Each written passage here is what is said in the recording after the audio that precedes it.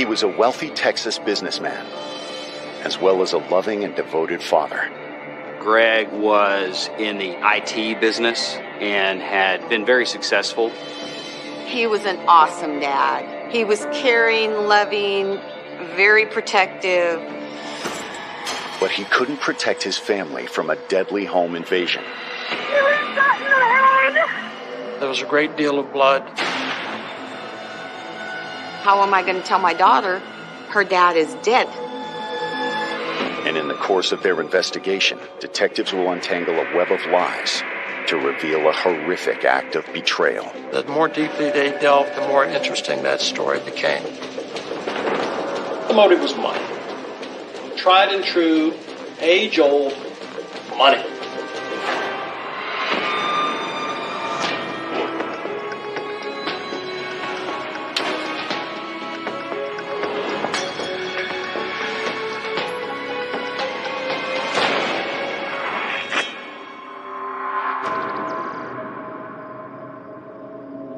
October 13th, 2011. It's a quiet morning in the affluent suburb of Keller, Texas, when police receive a frantic call from 42-year-old Michelle Williams. What's going on? My husband was shot. Somebody was in the house. Fighting really bad. He was shot in the head. Your husband was shot in the head? It was very noisy, and she was screaming that an intruder had come into the home, and police, of course, were dispatched immediately. Their first concern was to get in there and make sure that nobody else was in the house and ensure everyone's safe. Officers search the home, but there is no sign of the intruder. In the bedroom, they find Michelle's husband, 40-year-old Greg Williams, shot to death. Greg was actually found on his bed and had a gunshot wound to his head. Greg had been shot in the temple region. There was a great deal of blood. Michelle says the shooter was a masked man who broke in while they were asleep. She had been asleep on the couch with their young daughter, Michaela, who was 4 at the time. She heard a noise. She rushed into the bedroom. She saw a person dressed in black, and that person struck her in the face, that she briefly lost consciousness. When she awoke, she realized that her husband had been shot in the head. At first glance, it appears to be an attempted robbery gone wrong. But investigators will soon realize there is much more to this case than meets the eye.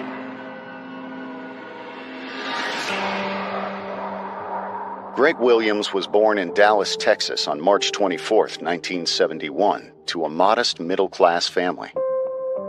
His father was an electrician, and his mother worked retail jobs. It was not really a happy childhood. I mean, every family fights about money, but he had a very good upbringing. You know, his parents did not divorce until he was an adult. His family's difficulties seemed to instill a sense of ambition that would serve Greg well as he embarked on a career of his own. He was driven, he was focused, he would get upset if something wasn't done right. He would work 8 to 12 to 14 hours a day sometimes. Greg met the woman who would become his first wife at a party in 1993. And it wasn't long before they started a family of their own. He had several different jobs. When I met him, he was teaching at a martial arts school in Irving. We bought our first house, was his house that his parents owned when he was born. And our daughter was born in that house. He was an awesome dad. He was caring, loving, very protective. He was a provider, so his first and foremost priority was his job and providing for his children. One thing that I remember most about my dad is that whenever he made a promise to be somewhere or to do something, he always went through with that promise. After working hard for several different employers, Greg finally decided to go into business for himself with an information technology company. I worked full-time and we had our kids, and he slowly just built it up, and then it just finally boomed. I mean, he got one major client, and then that client told another client. It took him about 8 to 10 years to build this company where he wanted it. But success would come at the cost of his marriage. Right at the end of 2002, we split up. We just couldn't make it work. We're just two different people. I am a homebody. He likes going places. We got a divorce. We would stay very involved in each other's lives. I would help him pick up some computer parts he needed because it was right around the corner from my office. We had an open custody arrangement, and we stayed in the same town for a long time, so it was very easy. Greg focused on his burgeoning business and his daughter. But in 2004, he would get another chance at love when he met a successful woman online. Michelle Zahn was 2 years older than Greg and already had 3 children of her own. The two found they had much in common. She had made her own way in life. She was hardworking, charismatic, and of course, I think that's probably one of the things that drew Greg to her. She was very much a person that had to take care of herself and take care of those that she loved. Their relationship seemed to be happy and full of energy. They seemed to be very much in love. It didn't take long for their relationship to blossom. They dated for a while, and then he introduced me and my stepmother, and then she moved in. So I had been living with her from the time I was 6 years old. My dad was always spoiling her, getting her things that she wanted. He invested in a business for her, a frozen yogurt business, and she helped with his business, and everything seemed fine. In 2007, Michelle gave Greg another daughter, Michaela. They decided to get married the following year. I thought it was really cool having a little sister. Now I had someone else I could help take care of and love on and play with. When he married Michelle, his business had already taken off. They had a great relationship and they were happy. They would go on cruises. They would have parties and get-togethers. He was probably making in the range of $800,000 a year. They lived in a very nice house, about a 5,000 square foot home, but they had leased that property and actually were in the process of purchasing a new home in the range of about $4.5 million home. But just as they were about to close the deal, a masked gunman took everything from the Williams family, and Texas police are determined to catch them. Coming up, was it a robbery gone wrong or something far worse? He has quite a few not so good friends.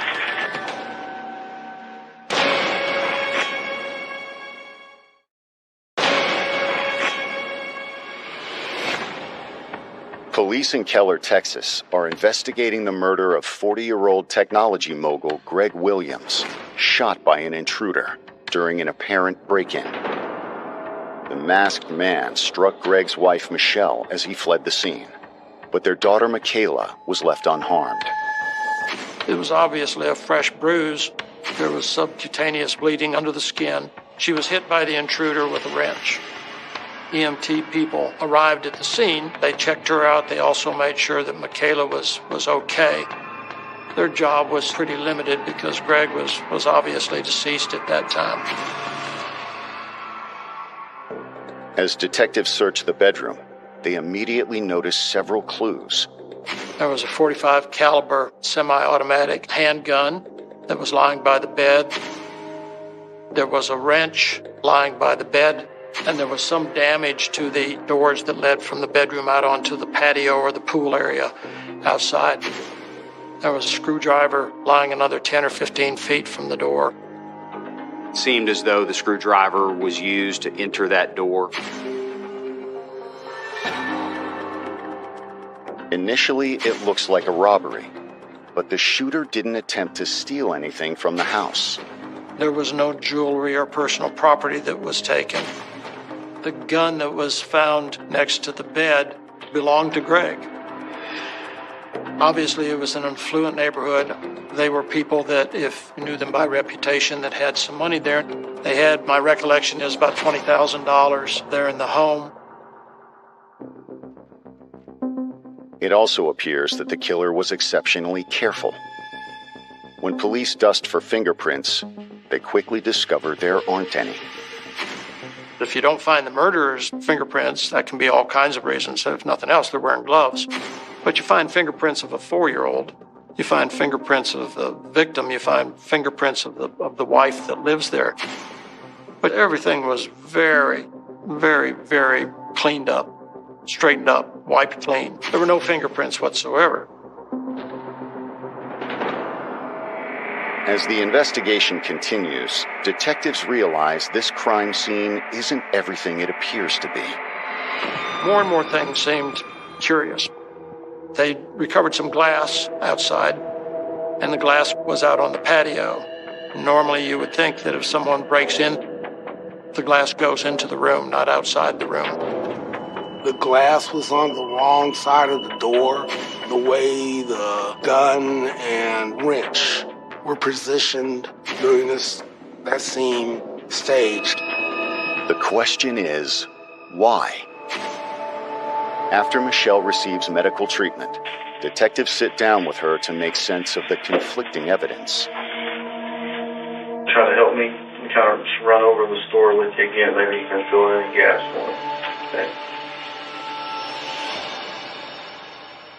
I heard a noise, and I get up. This was what time, you think? 4 something. Okay. I didn't get past the bedroom door. I opened it, and I got hit by, I still don't know what. I could see it was a male in dark stuff, dark clothing, but I couldn't tell you really any details about that. He ran out the door. What did you call to him? I crawled over to Greg, and I grabbed a hold of his hand, and I felt blood run down the bed. And so I called 911, and while I was calling 911, I ran out there to check on Michaela.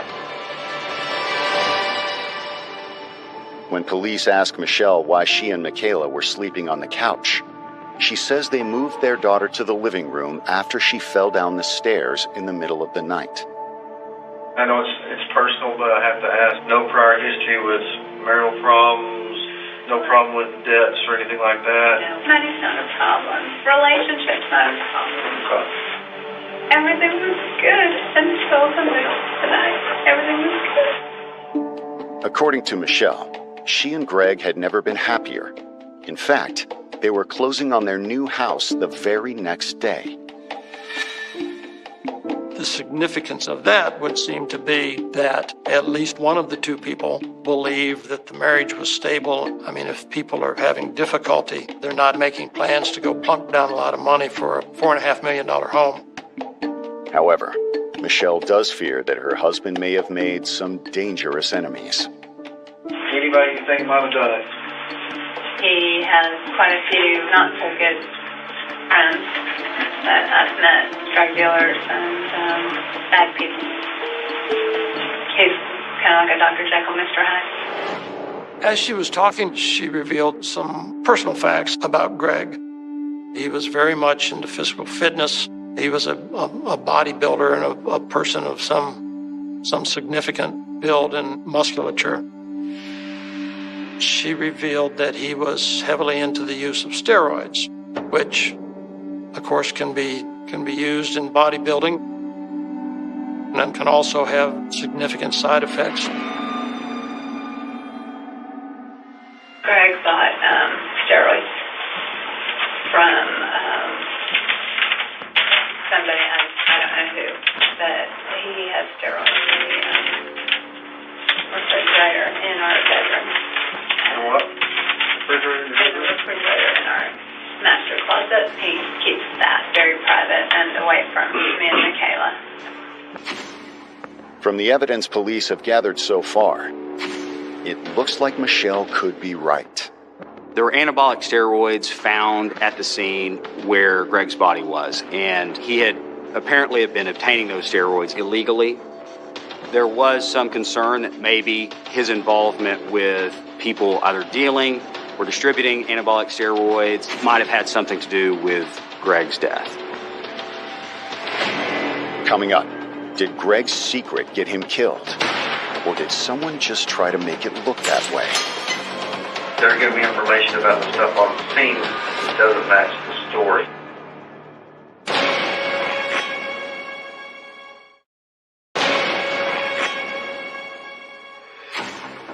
While detectives continue their investigation into the murder of millionaire Greg Williams, his ex-wife and daughter are just finding out what happened.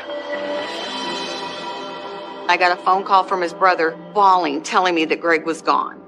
And I don't remember too much after that for a few minutes. It was so hard. All I could think about is, how am I going to tell my daughter her dad is dead?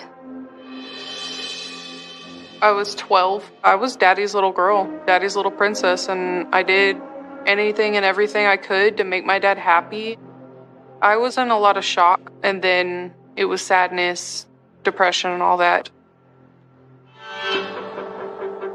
There were some thoughts that perhaps an intruder was related to dealings with the anabolic steroids, money that was owed either to Greg or by Greg. These were all ideas that were explored. His ex-wife confirms that Greg sometimes used steroids, but doesn't believe it could have had anything to do with his death. I knew he was taking steroids. He'd probably been doing them about 5 years. Before the business got busy, he would do competitions like over in Prague, kickboxing, different types of martial arts. He always liked to stay in shape. I don't think Greg got involved with the wrong people. Greg would never bring that into his life and put his children at risk. Investigators speak to everyone who knew Greg and canvass the neighborhood searching for any possible leads. There was no evidence shown that somebody, as they did this canvass, had seen or heard or filmed any sort of vehicle or any person that didn't belong in the neighborhood, particularly at 4:30 in the morning.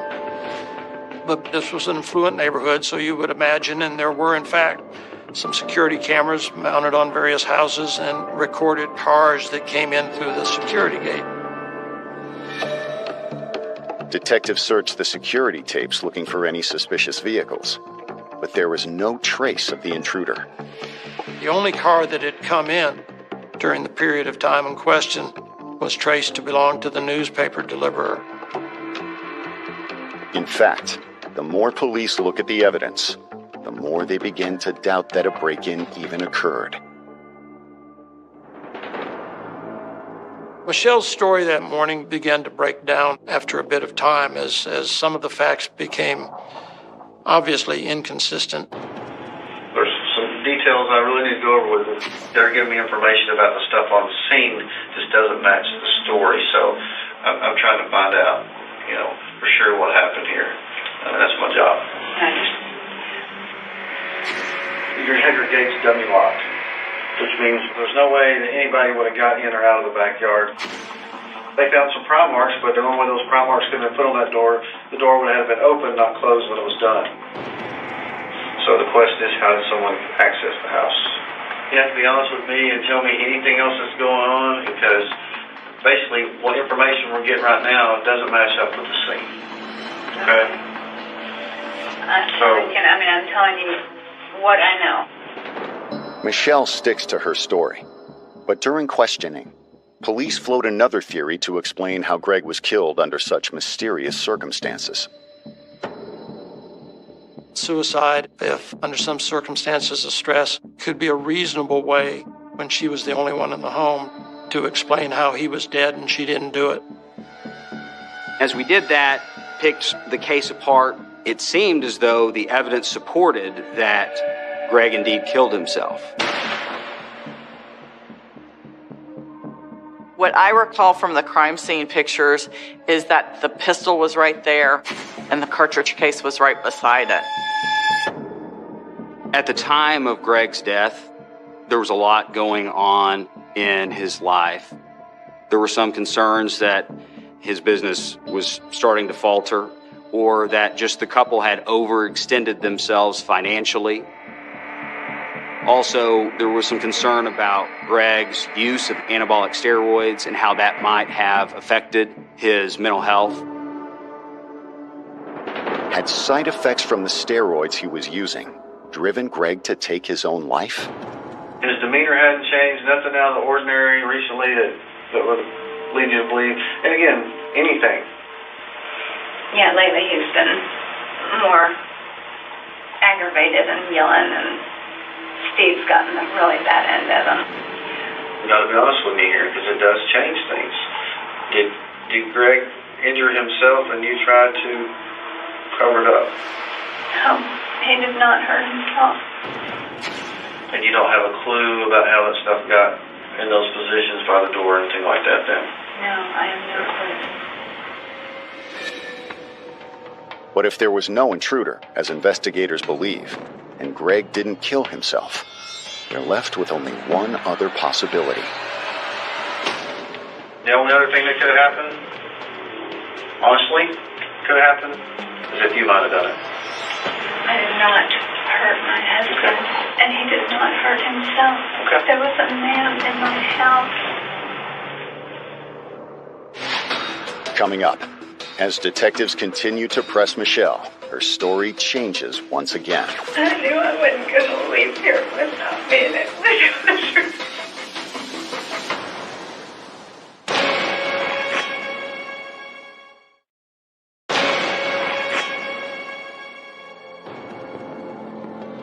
Detectives are grilling 42-year-old Michelle Williams about the details of her husband's death. Her story about an intruder doesn't match the evidence, and they want to know why she's hiding the truth. I don't know whether police believed the intruder story from the beginning. There are parts of that story that, if you look closely, perhaps don't feel right. And so in most cases where someone is killed in their home, the spouse is responsible. You know what happened. So you need to tell me. I mean, this is it. We're getting wits in. With police chipping away at her story, Michelle finally appears to come clean. You've got to be honest with me, Michelle. If he did it and you covered it up, just tell me. He did. Huh? He did. Okay. You want to tell me the story, what really happened now? Michelle indicated that, well, it really was not an intruder, that she had made up the story because her husband, who was situationally depressed from time to time, killed himself. She explained that in order to make it look like an intruder had entered the home, that she had rearranged some items, that she had placed the screwdriver where it was so that it would look as though someone had entered the door. Also, she cleaned up the scene some so that it would not be easily determined that Greg had killed himself. The rationale that we got was that she didn't want her child to know. I couldn't let her know that I killed myself. There's blood everywhere. I took some chlorox wipes, and I wiped the gun with the blanket that he had right there. And I set it down, and I had to figure out what the hell to do at that point. You put the gun by the door? I opened the door and I put the gun on the door. Because if it was sitting by him, of course it was. Michelle explains that she broke the glass, then arranged the items in the room to make it look like a burglary. In order to make some sense, I had to have an injury. I was so bad. And I just let myself. What's that, wrench? It's a wrench. I went back and opened the back door, and while doing this, I was calling 911 and hoped that somebody could still keep him alive, but I knew he wouldn't make it. Michelle acknowledges that she had another reason for covering up Greg's suicide as well. Michelle had a life insurance policy on Greg Williams for $850,000, but it had a suicide clause. So if he commits suicide, she cannot collect the life insurance. Michelle talked about Greg having periods of extreme depression, and really it was something they kept from the outside world. After finishing her interrogation, detectives charged Michelle with evidence tampering. Because it is a criminal offense, I have to read you your rights and explain those to you first. Okay? You're going home.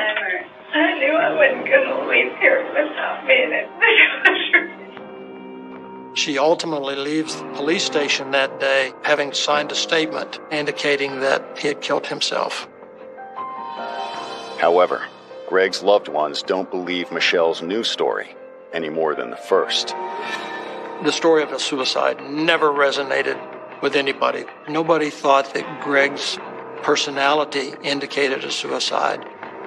He had a friend the year before, December 20th, kill himself. And I have only seen Greg cry maybe twice, and that was one of them. He took Taylor on his lap, and he says, "Do not ever do that. That is the most selfish thing you can do to the people that you leave."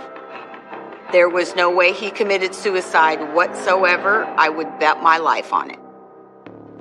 In fact, they're convinced Michelle is the one who murdered Greg, and that she did it for the money. The police began talking to people that knew more about Michelle's personal life. And the more deeply they delved into that, the more interesting that story became. For a long time, she was nice to me, but something deep down told me that there was something wrong and that I shouldn't trust her. I saw the evil in her in the very first time I met her. Coming up, did Michelle decide to cash in her husband's fortune? From my experience, when someone wants to commit suicide, they typically don't want to miss. So you put the muzzle of the firearm a little bit closer.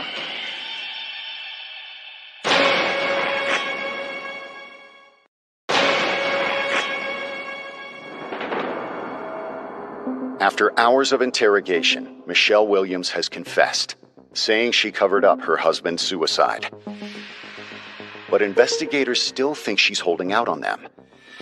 And the medical examiner's autopsy seems to confirm their suspicions.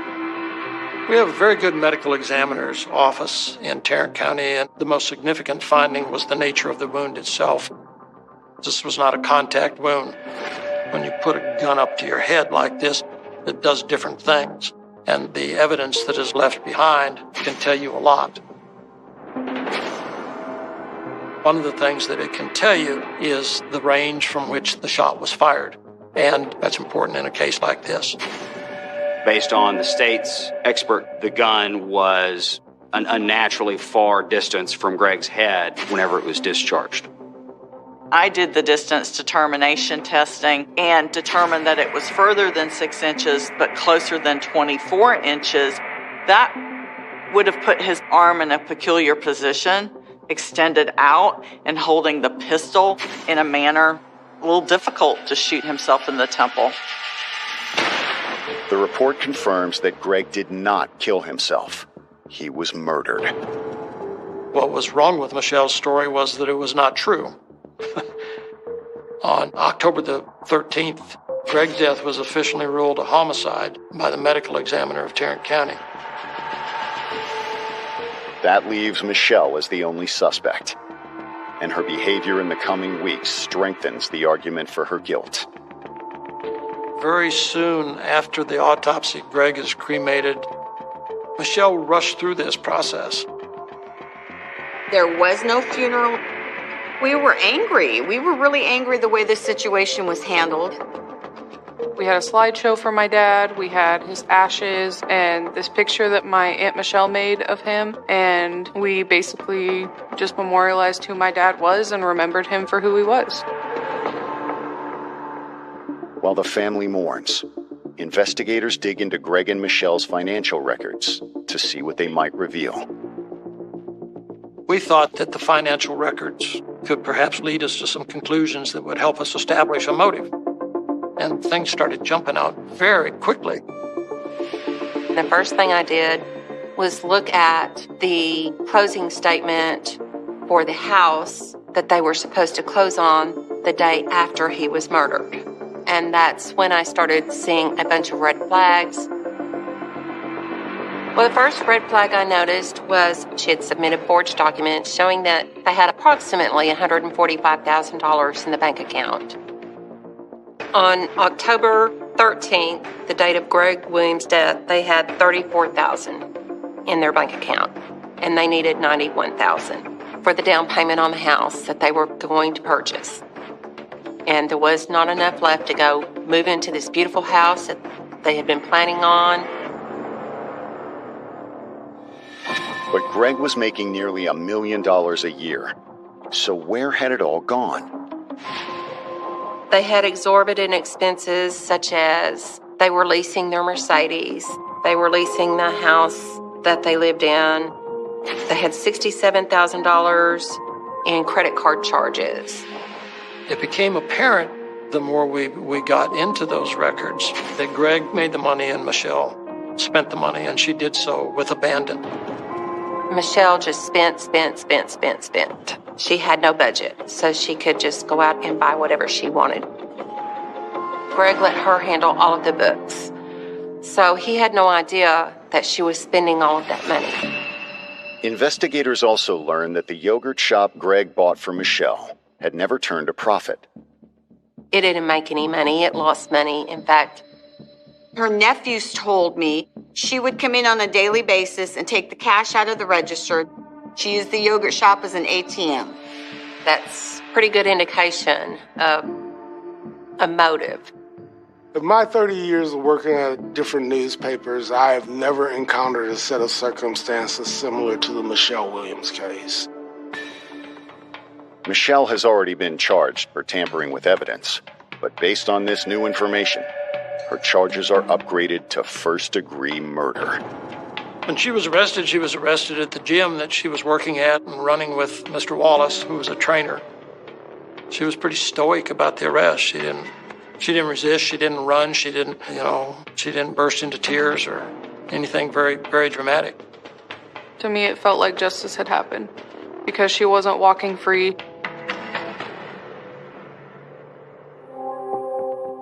Her bond was set pretty high, about $550,000. She had a lawyer who just sort of incidentally was at least a business client, if not a sometime partner of Greg's. He was hired by Michelle to represent her, and he filed a motion to reduce the bond. It was reduced to $85,000, and she was released, but she was released with an ankle monitor for all the good that did. Coming up, but will justice be served? Or will a black widow get away with murder? This was a circumstantial evidence case. Even DNA is circumstantial. But we didn't even have that.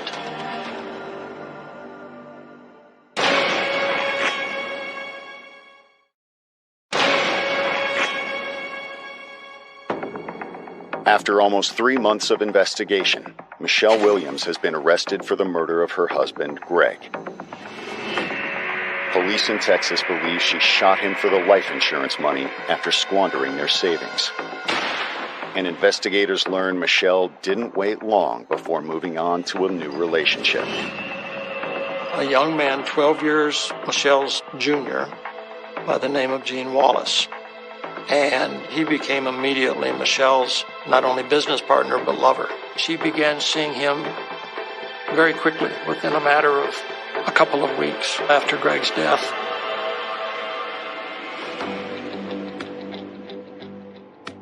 The circumstantial evidence against Michelle seems to be growing by the day, but prosecutors fear a lack of physical evidence may prevent them from getting a conviction. So they decide to offer Michelle a plea deal instead. The bargain was that Michelle was to plead guilty to tampering with evidence, a felony charge, and also deadly conduct, essentially recklessly discharging a firearm in someone's direction. And in exchange for her plea to those two charges, she was to get 18 years on the tampering with evidence charge, and she was to get 2 years on the deadly conduct charge. Michelle accepts the offer, but as her sentencing date approaches, she throws prosecutors a curveball. We were in the conference room at the DA's office, and they said, well, Michelle is pregnant. I said, well, that strikes me as something I need to see some proof of. Whereupon they produced a sonogram. She's pregnant not only with a baby, she's pregnant with 2 babies. She's pregnant with twins. They agree to defer Michelle's sentencing until the babies are born, but she immediately breaks the conditions of her release. She had asked to go to South Texas, down in the Corpus Christi area, I believe, and the probation officer said, no, you can't go that far away. So she figured a way to get her monitor off. As the result, Michelle goes back to jail, and once again, her story changes. Lo and behold, she's no more pregnant than I am. She has fabricated the entirety of the story just to buy time. We actually ultimately find the sonogram on the internet. It was all just a charade. I think it's fair to say that she has a very, very loose association with the truth. The plea deal was wiped away because it was determined that she had lied to the court in making her plea. She just had to push it further. And that was her undoing. On September 22, 2014, Michelle Williams finally stands trial for murder. Her attorneys quickly unveil a new defense. Michelle was trying to perhaps suggest to family and friends that someone else was responsible for Greg's death. Michelle tried to set me up for the murder. This was a story that kept on turning. It was like every time something would happen, it would be a new twist, a new turn. You never knew what would happen next. The only possible motive seems to be revenge, but prosecutors quickly expose it as another lie. One of her sons was the first witness that the state called to testify against Michelle. Michelle asked me to call some friends and have them frame Kathy. She tried to get her son to get a sweatshirt, take it to a field, put a gunshot in it, a gunshot hole, and then break into my car and put it in my car and call the police anonymously. And he would not do that. It doesn't take the jury long to render their verdict. Ms. Williams, if you would stand, please. They found her guilty of murder and guilty of tampering with evidence. On September 30th, 2014, Michelle is sentenced to 60 years for the murder of her husband and 10 more for tampering with evidence to cover it up. We were all just really relieved. She wasn't going to be allowed to continue to be on this earth having hurt someone. In the end, she proved herself exactly what my gut feeling told me. Greg Williams had trusted his second wife with his business, his family, and his fortune. But for Michelle, it would never be enough. I think ultimately she killed him because she got caught stealing the money. I believe that he told her that enough was enough, that Michelle concluded that the gravy train had come to a stop and that the golden goose was getting off. He had been betrayed. Greg had such a big heart. He loved people, he loved his kids. The first anniversary of his death, Taylor and I took balloons and we went back to the house and we let the balloons go. My dad has missed so many things in my life and continues to miss so many different things and milestones in my life. And I think I'm making my dad proud of me.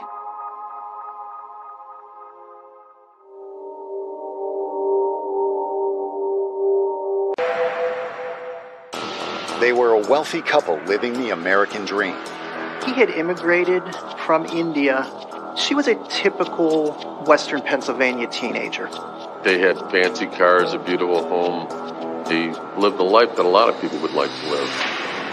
Until a family weekend getaway ended in violence. It's all hell they're breaking out. It's horrible. And the call that we received was there was a gentleman that had a bloody nose. I'm like, whoa, what happened? The investigation would uncover a trail of sex, drugs, and greed that culminated in an unbelievable conspiracy. It just kept building and building and building.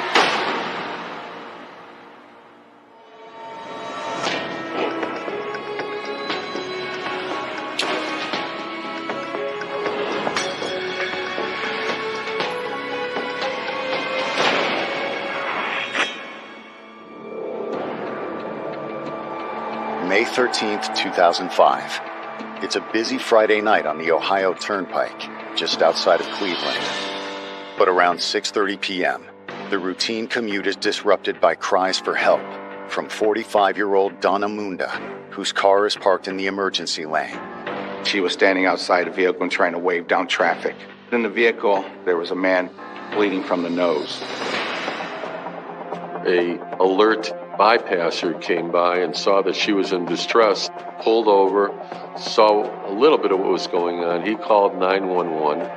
The injured man is Donna's husband, 69-year-old Dr. Ghulam Munda. With them is her elderly mother, Dorothy Smouse. The caller doesn't know what happened, so responding officers aren't aware that they're about to walk onto a crime scene. You can only imagine how chaotic it was. They've got a car pulled over next to vehicles that are going by 70 or 80 miles an hour and semis. The noise is deafening. The initial call came in as a gentleman, a Ghulam, who had a bloody nose. That eventually changed as the trooper arrived on scene, and she was able to clarify and called it in as a gunshot wound. I'm like, whoa, okay, so what happened? Ghulam Munda was born in India on August 10th, 1935. He grew up poor, but as a young man, he set his sights on a better life. He had immigrated from India in the 70s to go to medical school, and he eventually ends up in Western Pennsylvania as the urologist in the area. Dr. Munda was a very well-respected doctor in his community. He had purchased a house in an exclusive area of Pittsburgh, and he was all about giving an image of being a successful doctor. He was well known in the community as being a very good man. His patients really liked him a lot, saying he always took the time to talk to them, to reassure them. It was through his practice that Dr. Munda met the young woman who would become his wife, Donna Smouse. Donna was very well known in the community. She had been a cheerleader in high school. She was energetic. She was popular. She was a typical Western Pennsylvania teenager. Donna, at the age of 18, started working in the doctor's office, doing filing and things of the sort. And Dr. Munda took an interest in her. They got very close very quickly. She just needed some guidance. She needed someone who could care for her, who could dote on her, who could support her. Dr. Munda helped her make the decision to go to college, which she did do, and encouraged her to get a master's in nursing at Case Western Reserve University in Cleveland, which meant that she had to travel 2.5 hours each way to go to classes. He paid for everything. Despite their age difference, the two seemed to make a perfect couple. In 1990, after more than a decade together, they finally got married. Donna was working and going to school. Dr. Ghulam was a very well-respected doctor at his hospital. They had fancy cars, a beautiful home, a lot of good friends. They lived a life that a lot of people would like to live. Traveling throughout the world, as well as going to extravagant restaurants in the area, living in a nice home that provided a sense of care, a sense of security, as well as some of the opportunities that maybe she wasn't afforded when she was younger. He treated her well. They got along. Dr. Munda helped her family as well. They had a good life. But their good life would come to an unexpected and violent end. Now, Dr. Munda has been shot in the passenger seat of their car, and Ohio State Patrol officers are attempting to find out how. We were able to see where the bullet had entered the right side of his face. He still had gunshot residue on his face and burn marks from the flash of the gun. That's how close the gun was to his temple. There's all hell there breaking out. You got a major thoroughfare. The traffic is blocked up for miles. Donna began to give her husband CPR. Again, she was a nurse, so she knew how to do that. They call for a life flight helicopter. It's horrible. There's few crimes that you could think of that are worse than this. An unprovoked attack on an innocent man. As investigators face the extraordinary scene, they must determine what could have led to the grisly shooting. Crime is not high on the turnpike at all. You're basically locked in. It's a toll road, so there's no easy way on or off without going through gates. There's vandalism, there's shoplifting, there's crimes of that nature that occur. We don't handle that many shootings, so there is all sorts of things racing through my mind at the time. Coming up, investigators construct a timeline of the shooting, which reveals a possible suspect. They were in line to get something to eat. That's when she said, you got to be careful.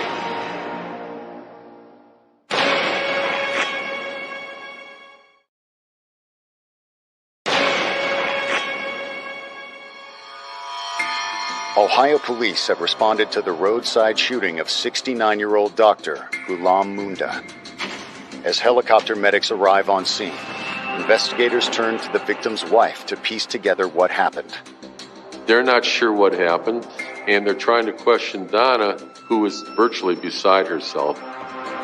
Donna claimed a van pulled up behind them. Gunman approaches the car, demands Dr. Munda's wallet.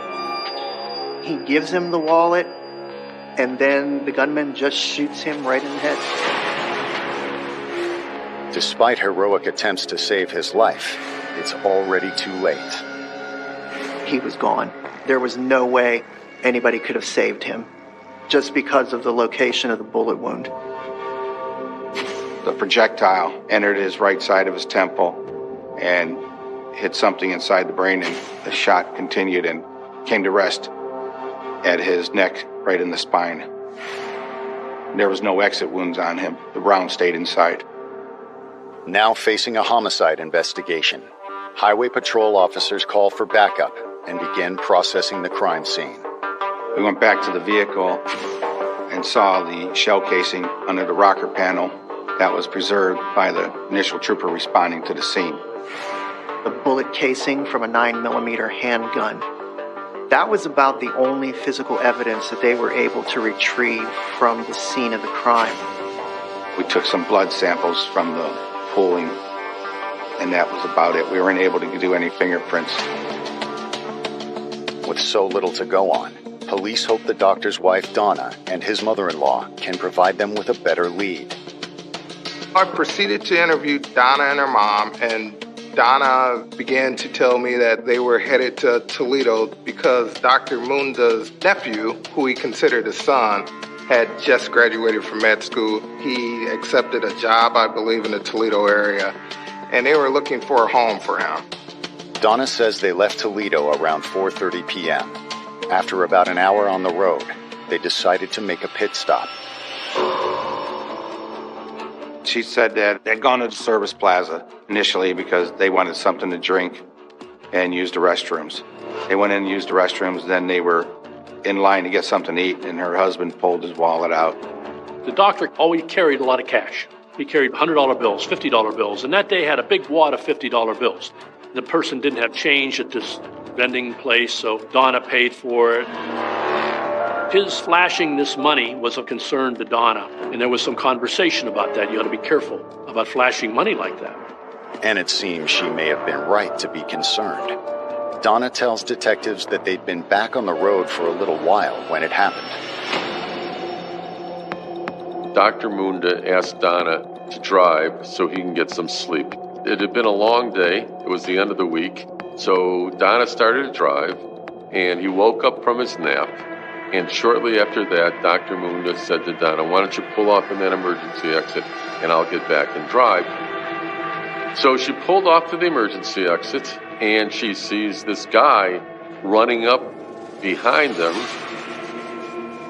She stated the assailant was there like instantaneously and asked for Dr. Munda's wallet. So this person must have seen them at the rest area with his wallet open with all the cash. He must have been following them and just pulled over when they decided to pull over. She said she had Dr. Munda's wallet in her purse. She pulls the wallet out, gives it to Dr. Munda, who apparently hands it to the killer. Next thing Donna can recall is that her husband's being shot. She hears a muffled pop like, and she said the assailant fled. Both Donna and her mother said that this shooting was over in seconds. Unfortunately, neither of the eyewitnesses is able to provide a good description of the shooter. Donna's mother, who was in the back seat, she's a very small lady, and the seat sits down very low. So all she could say, basically, was I heard a loud bang. The description that Mrs. Munda gave us of the assailant was a person about her husband's stature. She couldn't tell if it was black or white, but he was wearing all black mask and gloves, and he also drove a minivan. Investigators immediately begin the hunt for their suspect. Detectives call the Munda's bank to see if the thief has used any of the couple's credit cards, but there has been no suspicious activity. Police did put out a description and alert for a van that the suspect was driving, but beyond that, they really did not have much to go on. We had contacted the toll plazas to see if we could see any vehicles coming through, and they did not notice anything unusual. Nobody came through. There were no vans. They don't recall seeing it. Just days after the shooting, Donna Munda gives an interview from their home and makes a public plea for assistance. During the TV interview, Donna talked about her husband, what a kind and generous man he was. She missed him a great deal. She doesn't know how she's going to live without him. I said, please don't leave me. Please don't, baby. Because what they told me that night, I died with him. You just don't know. Coming up, investigators consider if Donna's tears are genuine or an attempt to throw them off. She just came off as fake. When you see how people react, I don't know what it is, but you just can tell this is not real.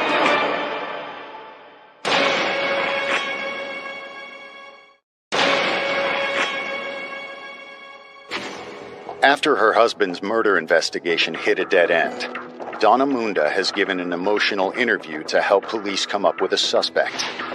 Instead, Donna's performance turns suspicion on her. Donna portrayed her marriage as solid, no problems, could not think of a reason why anyone would want to kill her husband. It just seemed like she was saying what she thought people would want to hear. And it was all an act. And I kept talking to him, trying to tell him, please hang in there, please. I'm doing everything I can. I said, help's on the way. I said, help is on the way. I tried so hard to help him. And I couldn't say something. I think the interview was very, very damaging because right off the bat, there wasn't a single person that I didn't talk to after that interview where they didn't say Donna had something to do with it. But investigators have nothing else to suggest she was involved. That is, until a woman named Charlene calls in. Sees on the news that Dr. Munda had been shot. She said, "You should know that Donna Munda and my boyfriend are having an affair." Charlene's boyfriend is 23-year-old Damian Bradford. He and Donna met in 2004 after a sudden tragedy turned her life upside down. Donna was a very typical suburban woman, worshipped her father. They were very, very close. And when her father died, that really set her into a tailspin, where she really struggled with his death. When someone dies, people grieve in different ways. It seems like, Donna Munda turned to drugs. She was addicted to fentanyl patches. In fact, she had lost her nursing license due to the fentanyl she was stealing from the hospital. She admitted it, basically, and got herself in a treatment in lieu of conviction process. In other words, if you're charged with theft of drugs, as she was, you can enter into a program. If you successfully complete that program, you don't have a conviction, and that's where she met Damian Bradford. Damian could not have been more different from Dr. Munda. Damian was a player, very smooth, several girlfriends, and no real job. But while Donna was connecting with Damian, her marriage was falling apart. Their relationship suffered a great deal because of the drug addiction. The doctor was embarrassed, and it was a reflection on him as well, that he had a wife who was a drug addict. As a very respected physician in Mercer County, the Hermitage area, that made Dr. Munda look bad too. She began paying for things, and it's not unsimilar to how her relationship began with Dr. Munda. She began providing for Mr. Bradford and giving him an experience that maybe he wasn't used to. And she purchased a new car, she paid for an apartment for him, and bought him jewelry and clothing. One day, Damian and Donna were caught by Damian's girlfriend in Damian's apartment that was being paid for by Donna. She called Dr. Munda and told him, "I don't know if you know this, but my boyfriend is having an affair with your wife." So obviously, Dr. Munda confronted Donna. Investigators believe Damian was the one who had the most to lose if the relationship ended. She knew that Donna was supporting him, in other words. It was paying for clothing and jewelry and apartment and cars, and that she thought that Damian may have had something to do with the death of Dr. Munda. I would say that money and greed driving criminal behavior is definitely not uncommon. And it's definitely not uncommon when there is passion, emotion, and love involved. That's why we call it crimes of passion. Donna admits to the affair, but insists that Damian had no reason to kill her husband. She just wanted to be happy like every one of us, and living with Dr. Munda at the time was not a happy place for her. They had grown apart. They were not getting along. A divorce was something that she was willing to do. A divorce was something that Dr. Munda was willing to do. I think Dr. Munda had just had enough of the drug abuse and the rehab, and things just were falling apart because of that. It seems Donna doesn't have a motive either. Donna would have been able to easily support herself after her divorce. Before she stopped practicing as a nurse, was earning close to $170,000 a year. I mean, a nurse anesthetist is a really highly regarded and responsible position. She had a lot of money. But if Damian and Donna didn't kill her husband, who did? Donna had described the gunman as about 5'2" and wearing a mask, which obviously didn't match him. Damian was closer to 6 feet tall. I didn't know what to believe. Is she telling me the truth, or what exactly is going on? Coming up, Investigators put Damian Bradford in the hot seat. Police got a search warrant for Damian's apartment. They found a stack of $50 bills.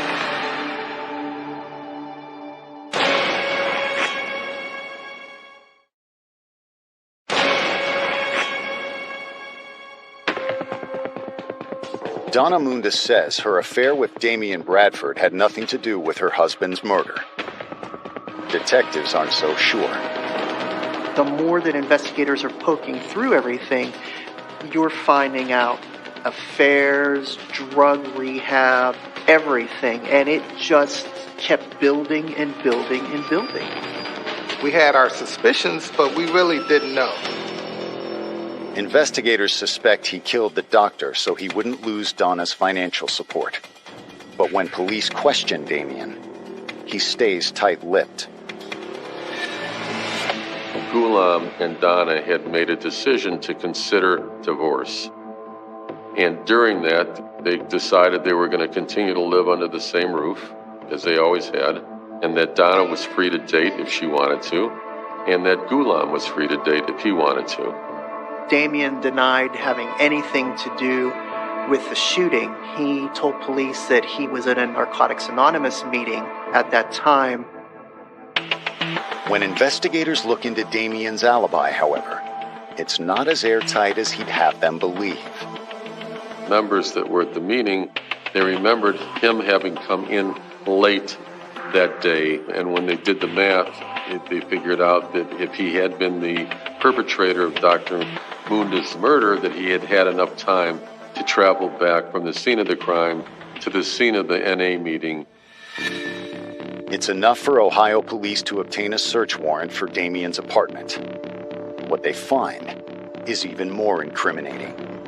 They go to his apartment, they find a bunch of money, $50 bills, which was what Dr. Munda had been carrying. Police also found multiple cell phones, burner phones. They started getting warrants to dump the phones, in other words, to extract the data from the phones. In the meantime, a hidden stash of drugs gives investigators an excuse to take him into custody. We found needles, little vials of steroid compound. Found out that Damian was actually selling steroids out on the streets.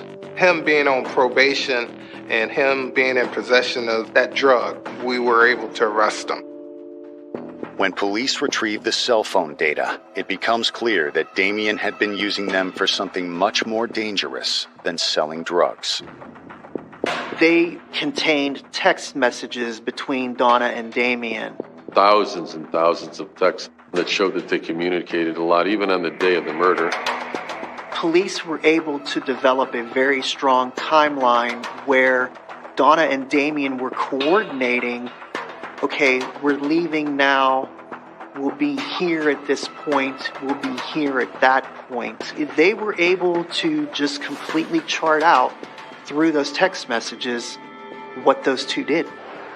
We were able to track their movements on the Ohio Turnpike from pinging the cell towers. And we were able to map a course from Hermitage, PA, through Ohio and back to Hermitage. Damian stopped at the service plaza when Dr. Munda, Donna, and her mother did, and that he followed them out of the service plaza as well. So through those cell phone records, they were able to put Damian at that crime scene.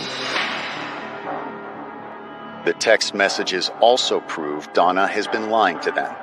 If she wasn't in a relationship like she said, it would have caught her by surprise, like, what is he doing here? So she knew he was there. She knew he was following them.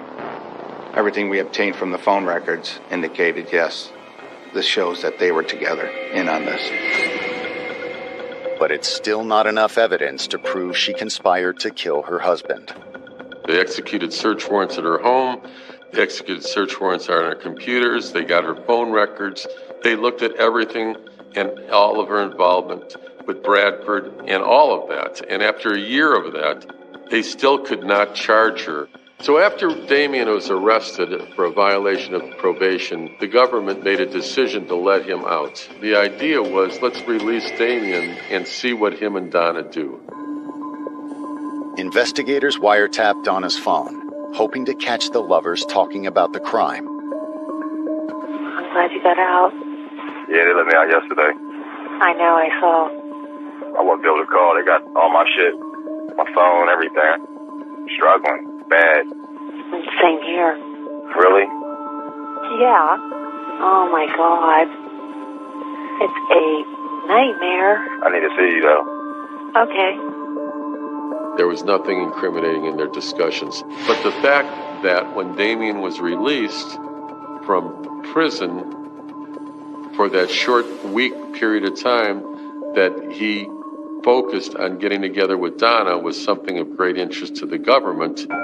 Prosecutors may not be able to arrest Donna yet, but they believe they have more than enough to charge Damien. They ultimately ended up charging him with the use of a firearm that results in death and the transporting across state lines. These were all federal crimes, so Damien was looking at the death penalty. Police still believe Donna was involved, but they did not have the evidence to charge her. They didn't believe what she was saying, but their hands were tied because they didn't have a smoking gun. In the hopes of getting him to testify against Donna, prosecutors offered Damien a deal: take his chances with the death penalty, or cooperate and spend less than 20 years behind bars. I mean, who would say no to that? You can either stay in jail till you're 80 or stay in jail till you're 39. All you gotta do is say she was part of it. Coming up, will Damien take the fall for Donna or turn on her? The only way he could save himself was to serve up Donna on a plate.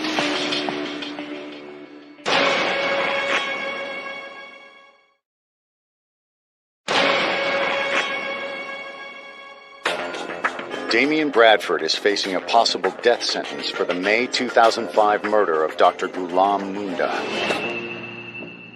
But weeks before his trial, prosecutors offer him one last chance to cooperate.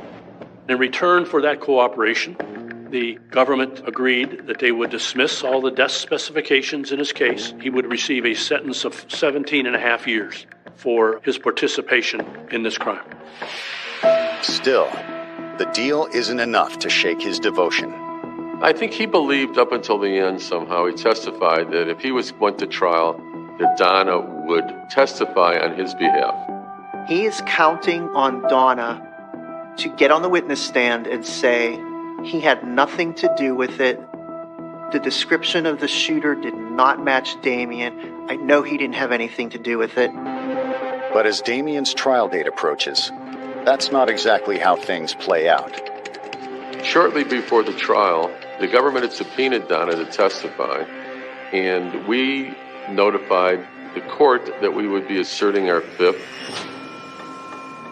She declares she is not going to testify. And with that, Damien knew he had very little chance of getting out of these charges.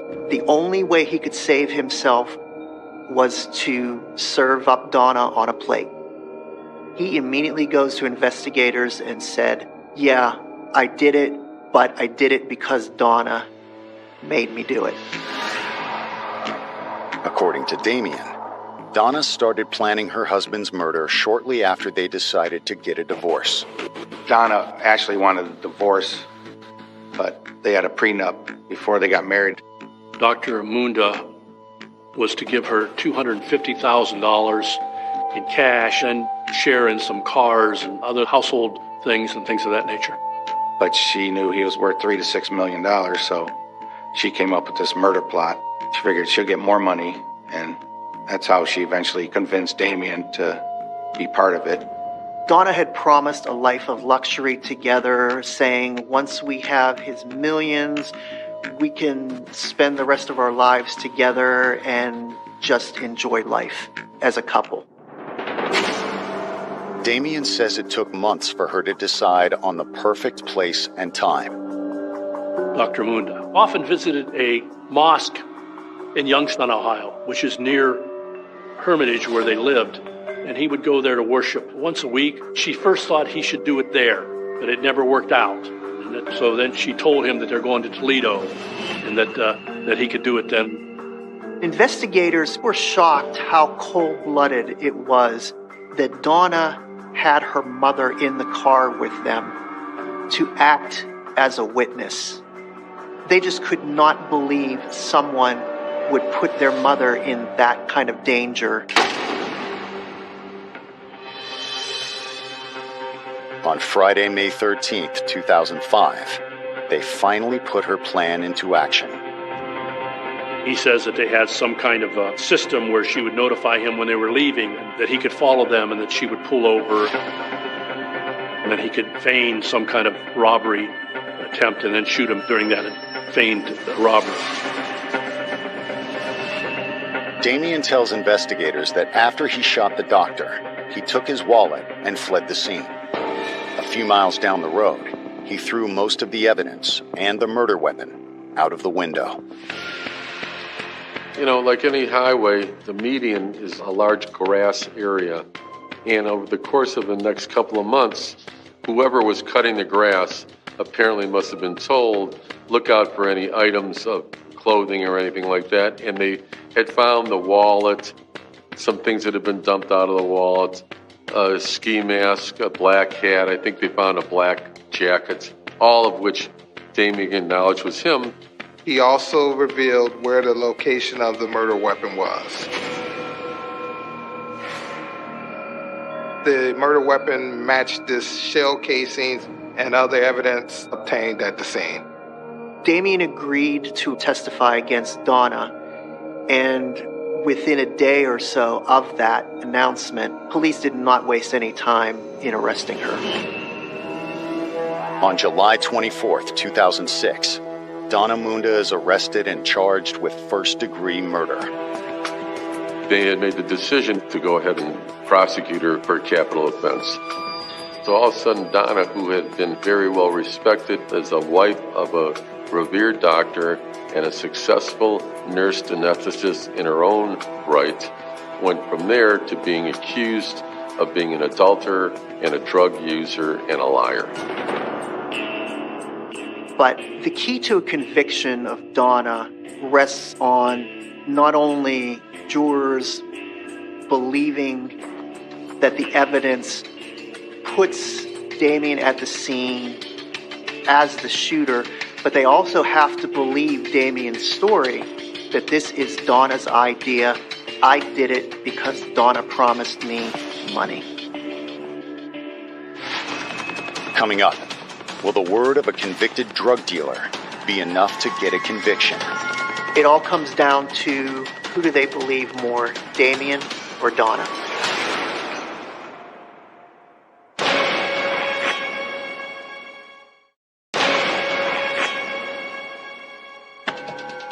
Damien Bradford has confessed to the murder of 69-year-old Ghulam Munda, but he says it was the doctor's estranged wife, Donna, who orchestrated it.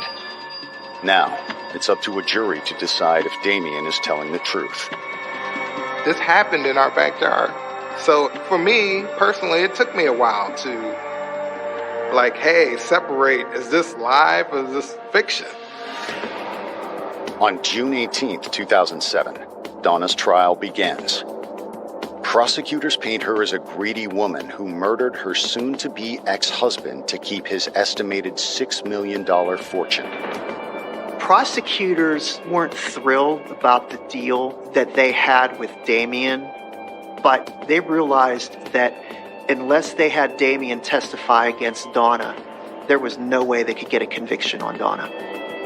They believed that Donna and Damien had entered into a conspiracy, the goal of which was to execute Dr. Munda so that Donna could get the money and the inheritance, and Damien and Donna could go off and live forever happy. That was the government's theory of the case. However, her defense insists the state's theory doesn't add up. How can anyone rationalize her knowledge of this event and her conspiracy with Damien Bradford to kill her husband?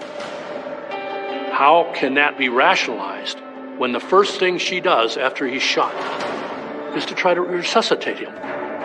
She would never had planned a crime of this nature and put her mother in the back seat to be feet away from the execution. But prosecutors asked the jury to consider, if Donna wasn't in on the crime, then why didn't she recognize her own boyfriend as the killer? Donna had described the gunman as about 5'4" and wearing a mask, which obviously that identification turned out to be very misleading. Of course Donna misled me because she wanted to point the finger to someone else. The government kept harping on the fact that Donna had to have recognized the voice of Damien Bradford. But you've got semis going both ways. At 70, 80 miles an hour, you cannot hear much of anything. The trial drags on for more than 2 weeks, with both sides presenting compelling arguments. Finally, Damien Bradford takes the stand. Damien did express great remorse for shooting the doctor. He said he knew it was wrong, he shouldn't have done it, but he knew this is what Donna wanted. However, Damien admits that to him, it wasn't ever about love. During the trial, Damien was asked directly, once you got the money, what were you going to do? And he looked at Donna directly and said, I was going to leave her. I have never seen such a physical reaction in a courtroom in my life. She immediately crumbled. Those words were a punch to her gut. The defense attorneys went hard after Damien on the stand, pointing out that he was a convicted drug dealer, that he absolutely could not be believed, that he was making up this entire story just to save himself and to sacrifice Donna. But Damien, he was a very, very believable witness. When the jury finally gets the case, it all comes down to who do they believe more, Damien or Donna? On July 6th, 2007, after less than a day of deliberations, the jury finds Donna Munda guilty of all charges. To her defense team, the verdict is a miscarriage of justice. We were surprised at the verdict when it came back. I couldn't imagine that anybody would rely upon a Damien Bradford, given what he was given by the government, in exchange for his testimony. The deal that he got, 17 and a half years, that really didn't sit well with me. I thought that his sentence should have been a lot longer for killing someone. He was the trigger man. She got life. My feeling was he deserved to get life as well. And they thought that she didn't act the way a widow should act, whatever that means. That became Exhibit A, and that set them on their path to prove Donna was guilty. There's only really 2 cases in my career that I think they got the wrong guy, and this is one of them. But to investigators, as well as the patients and loved ones of Dr. Munda, justice had been served. As far as they were concerned, Donna was a woman whose greed had driven her to commit the ultimate act of betrayal. We finally got an ending. We can get justice for Dr. Munda and Dr. Munda's family and his friends and professionals who wanted to put some closure on this. Because of Donna, Damien had gotten used to a certain lifestyle, but I don't know how long that was going to last. I don't know if Damien was worried that eventually Donna would leave him. I don't know why these two felt that they could kill the doctor and get away with it.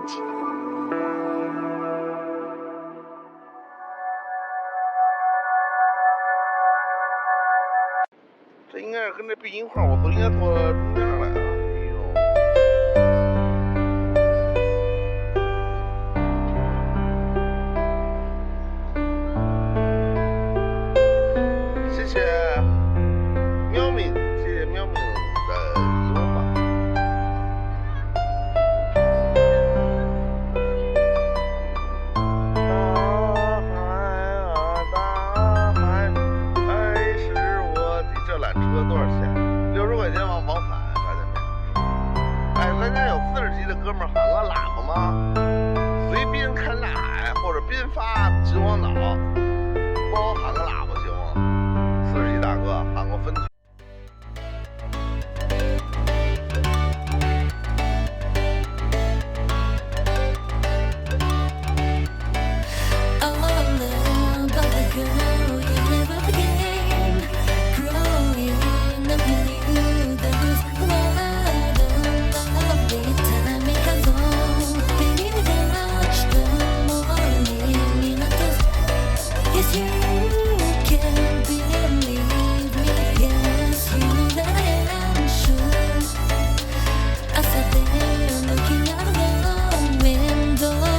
Wonder if I could bring them to live. I could bring my lover. And baby, you make me wait. Now here I go, going back on the road. Now here I go, going back on the road. Now here I go, going back on the road. Now here I go, going back on the road. Where you back there again, play the music back there again. I saw the looking out of the window. Wonder if I could bring them down. If I could bring my love now, baby, you make.